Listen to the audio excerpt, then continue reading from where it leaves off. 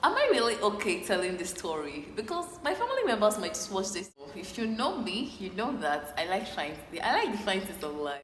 In my mind, I had planned our outdoor wedding. Also, babe, this person, you just met this person today. Like, respect yourself.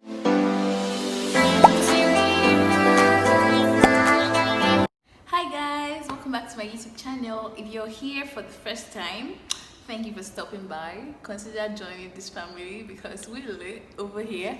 And if you are a returning subscriber, you are the real OG. Thank you for coming back once again. So today I have a drink. Cheers to you and me. You can already tell by the title of today's video that it's something different. So today I'm going to be telling a story. Actually, yes, I will be telling the story of the first time I got my heart broken. And I'm just going to let you guess what I'm drinking. I'm not saying, okay, so we don't say over here. So get yourself your own drink or your own snack and let's get right into this video. The first time I got my heart broken, oh my god. So this was like in 2016, I think. Yeah, definitely 2016, ending of 2016, around December-ish, December 2016. So a friend of mine and a classmate at the time, it was her wedding. So I was supposed to be, you know, one of the bridesmaids. It was my first time being a bridesmaid, so I was really, really excited. And to think that it wasn't going to be in high school in Enugu. By the way, if you haven't checked out my Get to Know Me video, you probably should. I'm going to link it somewhere in the cards or in the description box, so just check it out, please. I was so excited because the wedding was going to be in Abuja. At the time, I had been to Abuja just like maybe like twice or 3 times when I was in secondary school. Guys, first of all, am I really okay telling this story? Because my family members might just watch this. You will not go and share my video to my family members, please. Okay, you can share it with your friends, okay, for the sake of growing this channel. You can share it with your friends. While you're at it, subscribe, because 4 years later, I'm a grown girl, I know, but I have Nigerian parents, excuse you. I have a typical Nigerian family, but it's fine. Content, right? Yes. So I had told my immediate elder sister I was going to go to Abuja because she's like my G. I told her I was going to be going to Abuja for a while. She was like, okay, no problem, be safe, have fun, all that. So she was the only person in my family I told. We left for Abuja on Friday. Yeah, Friday morning also. Yeah, I had to leave Friday afternoon, morning, sha. And then we got to Abuja. We were lodged in a hotel, like the bridesmaids and then the groomsmen too. We were lodged in the same hotel, but like different suites. So it turned out they were doing a mini, I don't know what to call it, like a bachelorette. Well, not just the bachelorette, because now the groomsmen were also there. Like the ones that had arrived for the wedding, they were there. So it was just like a mini get-together-ish.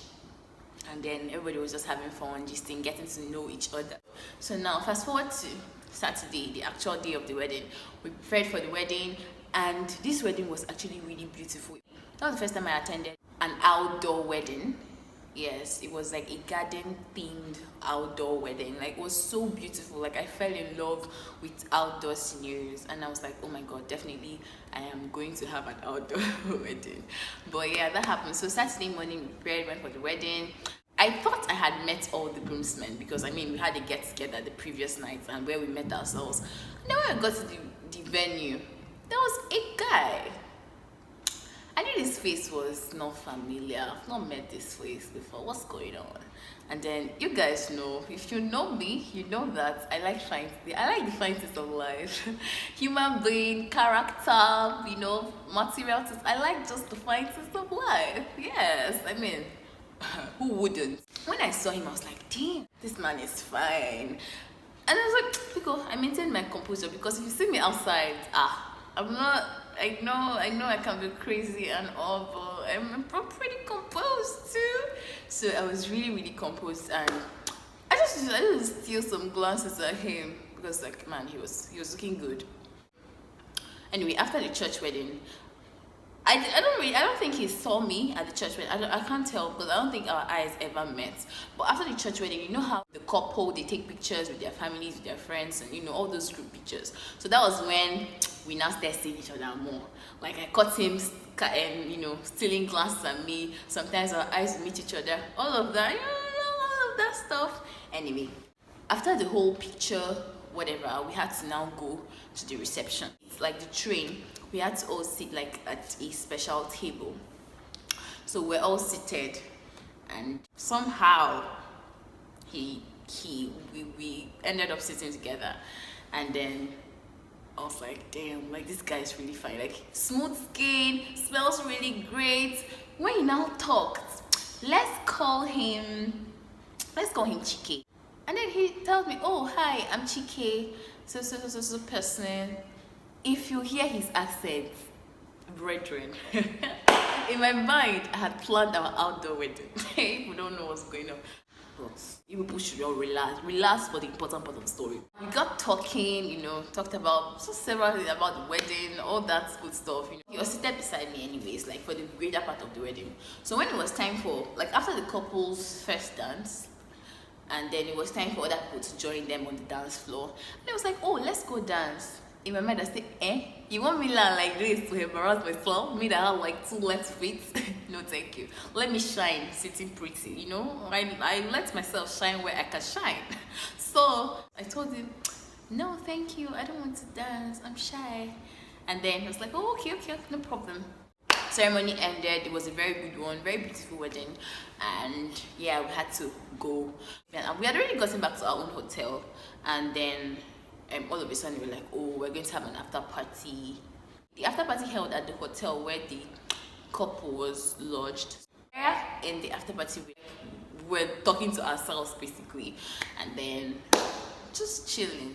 Then after the after party, when we got back to our own hotel, the group were like, we can't just go to sleep.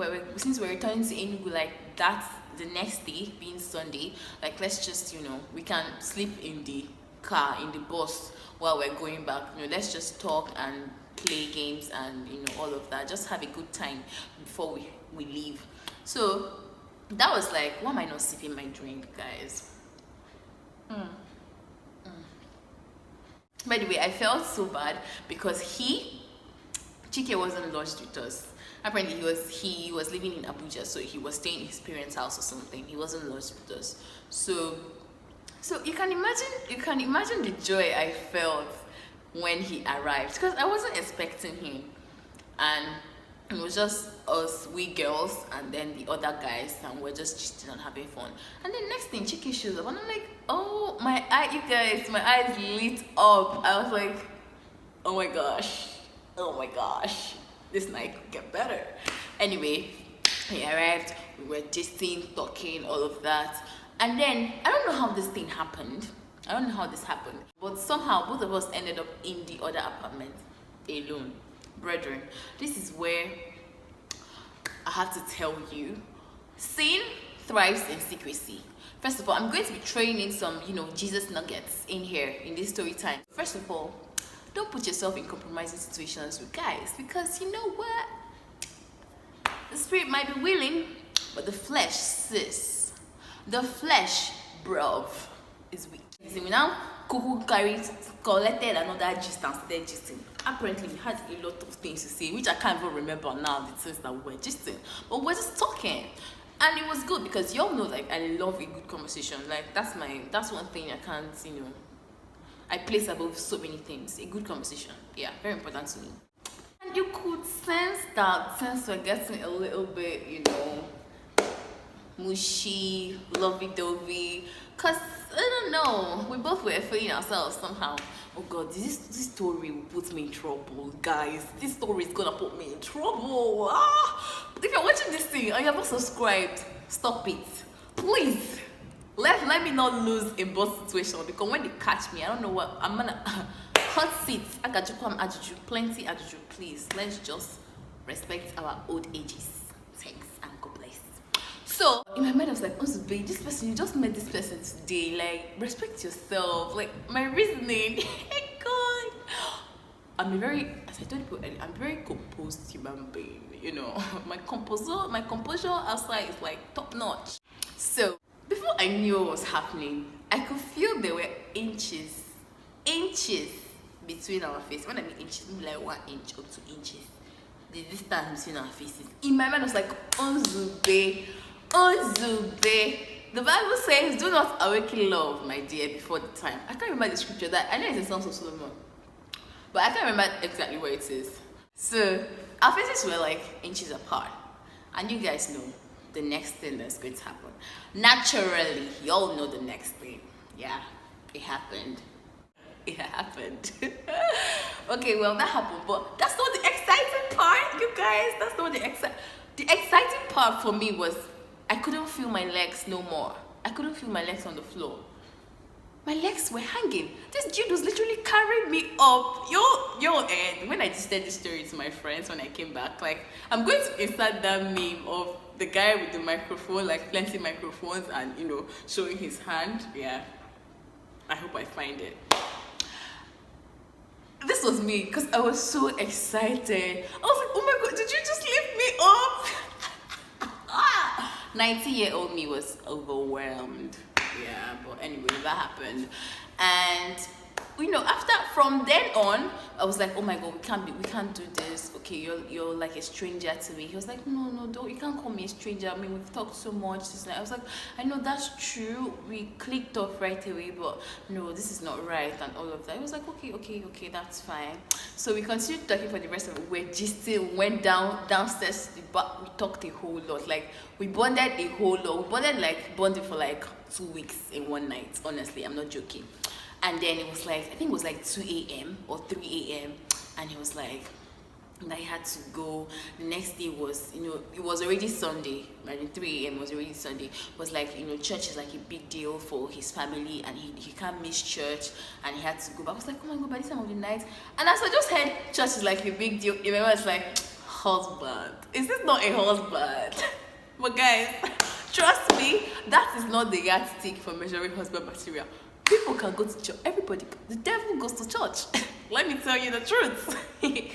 Please, okay? That he goes to church does not mean he is a Christian. That he goes to church does not mean that, oh, he has had everything all locked down. My dear, no, doesn't work like that. But 19-year-old me thought, oh, okay, that's how we do. Okay. So when he mentioned the church thing, I was like, perfect excuse, there's no problem. So I had to let him go. And before I let him go, I was like, no, Nzube, don't go this night. Very tempting offer. I was like, Nzube, don't go this night now. Just stay. You know, I could still lodge you in the hotel. I'll take you around Abuja. You know, have a good time, and then I'll take you back to the east myself. Hey, my mom was just like, is it not for me to just do this thing? Like, is it not? What's there? Like, really? Oh, please, guys. Like, I told you guys, my composure, my reasoning gets the better part of me a lot of times. Okay, that's why I think I'm a bit conservative. I'm not somebody to completely just bad. I'm not very adventurous. If you listen to my podcast, I think I said this. I might be the life of the party, but I'm not that adventurous. Okay, I'm the life of the party for people that are my people, like people that, you know, are my gang. But I'm not that adventurous. So when he said that, I was like, no, please, I have classes. I'm preparing for exams. I have to be back in school. I was like, okay, no problem. I'm going to come to Enugu to visit you soon. So you guys, that was like the beginning of this situation. It was a situation, but okay, that was the beginning. So after that, we were still all lovey-dovey and all of that. You know, we texted like most times, at least for that Sunday. Then during the week, I was expecting that energy. Now this is like the annoying part of the story. I was expecting that energy from that night to continue. You know how you click so much with somebody and then that energy, you know, we just kick off on that very high note and everything just keeps going. Well, that didn't happen. So, that week he wasn't really calling as much. He wasn't really texting. And me, with all my energy, I'll text him, how are you? He will not really reply. I was like, okay, no problem. But when, you know this thing, some people, when he now calls or texts, he wants to know everything. He apologizes. He gives all the reasons. And I'm like, okay, no problem. This continued for quite a while. I wasn't that expressive at that time. this journey of, you know, expressing myself is something that has taken a while for me. It's been a journey for me. I have been learning day by day, and I'm getting there. But you see, this thing about expressing yourself and communication is very important in every form of human relations, whether it's a romantic relationship, a friendship, a business situation, a business relationship, whatever it is. Communication is like so important. But I wasn't, you know, I didn't tell him all the things I felt then. I just kept bottling in my heart. I thought I was being understanding, okay? And my friends had seen these, you know, red flags, as it might be. Someone that claims to be interested in you, someone that, you know, says all the right things when he wants to, but then he's not really keeping up that energy. You know how those things can be. And then my friends kept telling me, Usbe, like, you don't deserve all of this. But I saw them as like, these people don't understand. Like, you people don't understand our love care. Oh please, I wasn't being understanding. I was just making excuses, and they're different.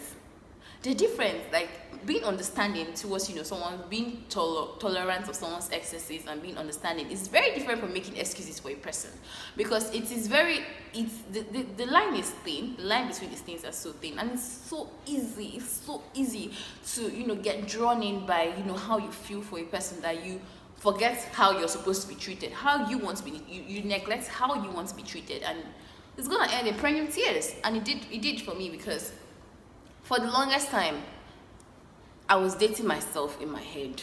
Yeah, I was. There was no conversation as, oh, this is to clarify things between us, or this is how it is. When I spoke to my cousin, it was like, Usbe, you know this guy is not interested in you. You know that, right? Like, if he is, he's going to be doing more than this. But I'm like, what happened? You can't just see what happened between us. There was so much chemistry. It's a lie. There was no chemistry. Chemistry is your head. It's in your head. It's your head, sis. You guys, I'm so hyped. I think it's this drink. But y'all don't know what I'm drinking, you know. It could be orange juice. It could be pineapple juice.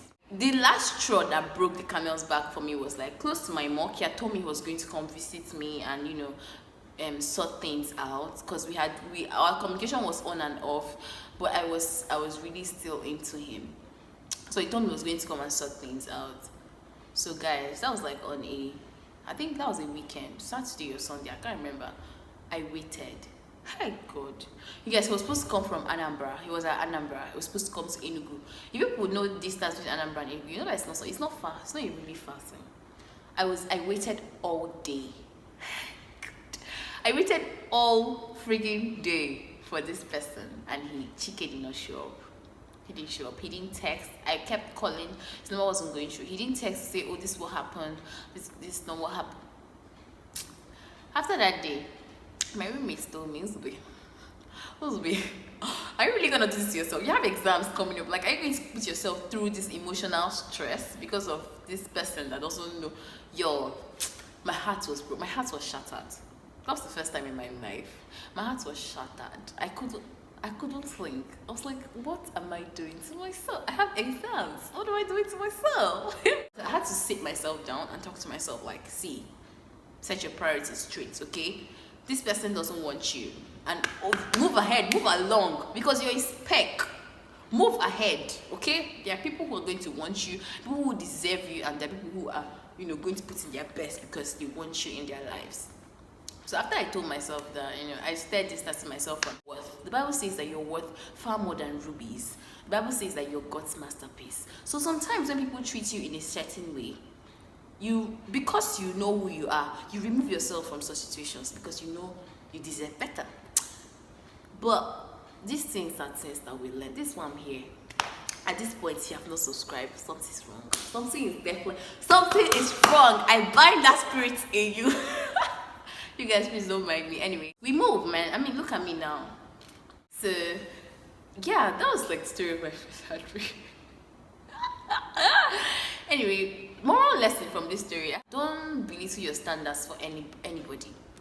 Okay, yeah, those standards are the reason they are called standards. Don't go short of them. Don't settle for less. That's what I always preach.